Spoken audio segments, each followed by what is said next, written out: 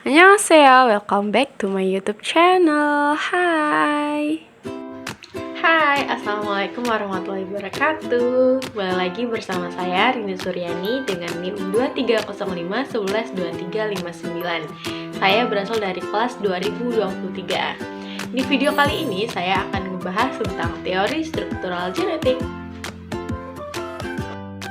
Strukturalisme genetik merupakan salah satu metode penelitian sastra yang populer digunakan dalam menganalisis karya sastra, baik novel, cerpen, maupun puisi.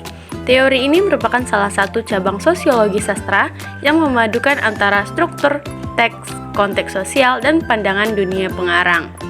Orang yang dianggap sebagai peletak dasar mazhab genetik adalah Hippolyte Taine yang lahir pada tahun 1766 dan wafat pada tahun 1817, seorang kritikus dan sejarawan Prancis. Menurutnya, bahwa sastra tidak hanya karya yang bersifat imajinatif dan pribadi, melainkan suatu perwujudan pikiran tertentu pada saat karya itu lahir. Ini merupakan konsep genetik sama, tetapi metode yang digunakan berbeda. Setiap tokoh mempunyai metodenya masing-masing. Nah, pada kesempatan kali ini saya akan membahas ataupun menelaah teori genetik pada novel Dylan. Dylan, dia adalah Dylanku tahun 1990 karya P.D. Baik. Sebelumnya, siapa sih P.D. Baik itu? P.D. Baik adalah seorang seniman, sastrawan, dan juga seorang musisi serta pencipta lagu. P.D. Baik juga sebagai dosen di Institut Teknologi Bandung.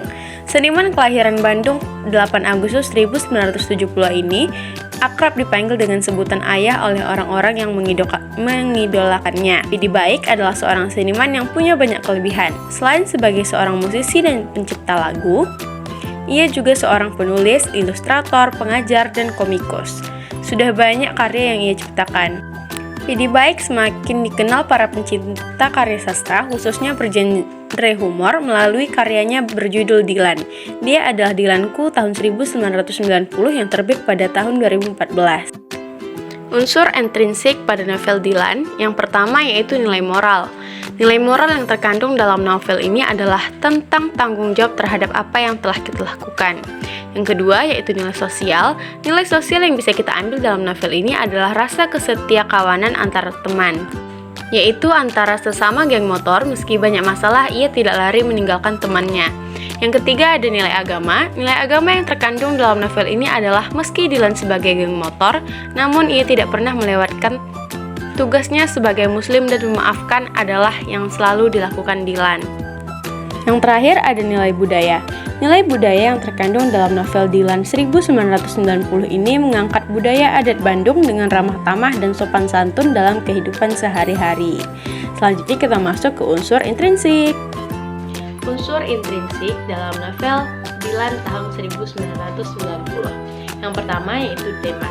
Tema dalam novel Dylan tahun 1990 ini yaitu percintaan dan persahabatan.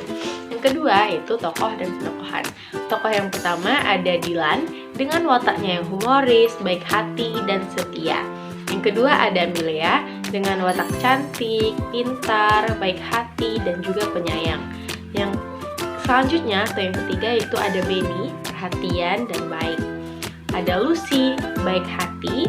Ada Bunda Dylan, penyayang, baik hati, dan tegas. Selanjutnya ada BEM dengan watak yang ramah, penyayang. Dan ada ibu dari Milea dengan watak penyayang dan baik hati. Yang ketiga yaitu alur. Alur dalam novel Dylan ini menggunakan alur mundur, di mana pada awal novel ini dibuka dengan Milea yang menceritakan masa lalunya bersama Dylan pada tahun 1990. Unsur intrinsik yang selanjutnya yaitu latar tempat dan waktu. Latar tempatnya ada kantin BEM, rumah Dylan, rumah Milea, sekolah, dan Jakarta. Terus untuk latar waktunya ada pagi, siang, sore, dan malam hari. Selanjutnya ada sudut pandang. Sudut pandang yang dipakai pada novel ini adalah sudut pandang orang pertama serba tahu. Selanjutnya yaitu gaya bahasa. Gaya bahasa yang digunakan dalam novel ini menggunakan bahasa baku yang mudah dimengerti. Walaupun Dalam novel ini melatarkan tahun 1990, tetapi masih bisa diterima dengan baik pada anak zaman sekarang. Unsur intrinsik yang terakhir yaitu amanat. Amanat atau pesan yang bisa kita ambil dari novel ini yaitu kesederhanaan dalam hidup merupakan dasar terciptanya kebahagiaan untuk manusia. Menurut Pidi Baik, untuk membuat sebuah karya tidak cukup jika hanya memikirkan selera sendiri, tapi juga bagaimana selera masyarakat. Bisa jadi, percintaan remaja era 1990-an dan setting kota Bandung yang khas menjadi pembeda novel Dilan dengan novel lainnya. Ia juga menyebutkan bahwa di sanalah saya jatuh cinta, berantem, bolos sekolah, dan putus cinta. Ciwastra jadi tempat yang memberikan cerita masa remaja, sehingga Ciwastra lebih terlibat dalam hidup saya.